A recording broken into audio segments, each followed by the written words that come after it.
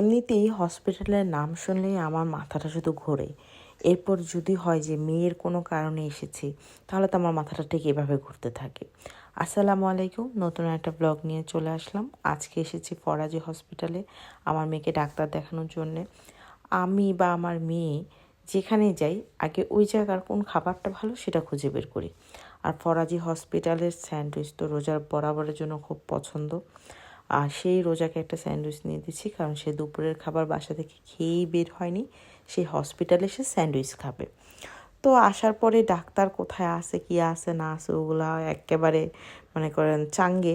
প্রথমেই এসে আমরা ঢুকেছি এখানকার যেই খাবারের দোকানটা আছে সেটাতে। তো খাবার নিয়ে অপেক্ষা করছি, রোজার সাথে সাথে আমি একটু খাচ্ছি। রোজার জন্য যেই খাবারই নিই টুকটুক করে মাঝখান থেকে আমি একটু খেয়ে নিই। হঠাৎ করে জানালো যে আমাদের ডাক্তার আসবে না, মানে আসতে একটু দেরি হবে। তো তখন আমরা এটার নিচে একটা বেস্ট বাই আছে, সেখানে গিয়েছিলাম। এটার একটা ইন্টারেস্টিং ভিডিও আমি আপনাদের সাথে শেয়ার করব এবং এত সুন্দর সুন্দর জিনিস দেখাবো যে আপনাদের গৃহিণীদের অনেক বেশি পছন্দ হবে। পরবর্তী ভিডিও দেখার জন্য অবশ্যই আমার চ্যানেলটি সাবস্ক্রাইব করে রাখবেন, আর যারা ফেসবুকে আমাকে দেখছেন ফেসবুক পেজটি অবশ্যই ফলো দিয়ে দিবেন।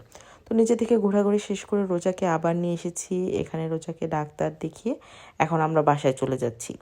আলহামদুলিল্লাহ রোজা ভালো আছে, আর রোজার যে নর্মাল চেক আপগুলো ছিল সেগুলো সবগুলো এখন পর্যন্ত আলহামদুলিল্লাহ ভালো আছে। তো রোজা যেহেতু সকালে নাস্তাটা তেমন ভালো করে খায়নি আর দুপুরে স্যান্ডউইচ খাবে, এই জন্য বাসা থেকে ভাত খেয়ে আসেনি। তার প্রচণ্ড রকম খিদে পেয়েছিল। আমি বনশ্রী স্যান্ড্রাতে রোজার জন্য একটা ডাবের পুডিং নিয়ে নিয়েছি, কারণ রোজা এটা খেতে অনেক বেশি পছন্দ করে। তো আমি বুঝতে পারছিলাম যে তার আসলে একটু ভাতের খিদা পাচ্ছে, যদিও সে খিদা পেটে এটা পছন্দ করছে খাবার জন্য, কিন্তু তার একটু ভাত খাওয়া প্রয়োজন। তো এখন বাসায় যেয়ে আবার রোজাকে আমি খাবারগুলো গরম করে খাওয়াবো। আসলে আমার এই এনার্জিটা আর নেই, কারণ আমাকে অনেকটা হাঁটতে হয়েছে। আর দেখতেই পাচ্ছেন যে রোজা অলরেডি অনেকটা টায়ার্ড হয়ে গেছে, তার চোখ মুখ দেখলেই বোঝা যাচ্ছে যে সে অনেক বেশি টায়ার্ড, কারণ এখন তার প্রপার একটা ঘুমের সময়, সেটা না করে সে বাইরে ঘুরে বেড়াচ্ছে। তো সেন্টারই আমি একটা সেট মেনু অর্ডার করেছিলাম। এদের সেট মেনুর টেস্টটা এত বেশি মজা যে মাশাল্লাহ আমার মেয়েও এদের ফ্রাইড রাইসটা খুব পছন্দ করে খেয়েছে এবং সেটা সে নিজের হাতে খাওয়ার চেষ্টা করেছে। সবচেয়ে মজার বিষয় হলো যে এদের ফ্রাইড রাইসের স্মেল আর টেস্ট এত বেশি ফ্রেশ ছিল যে এটা যে কারোর মুখে ভালো লাগবে। আর আমার কাছে তো এটা অবশ্যই বেশি ভালো লেগেছে, কিন্তু বাকি আইটেমগুলো রোজা তেমন খেতে পারছিল না, কারণ ওগুলো একটু স্পাইস দেওয়া ছিল, যার জন্য সে খেতে পারেনি। মা মেয়ে দুইজনকে সুন্দরভাবে ট্রিট দিয়ে বাসায় চলে এসেছি।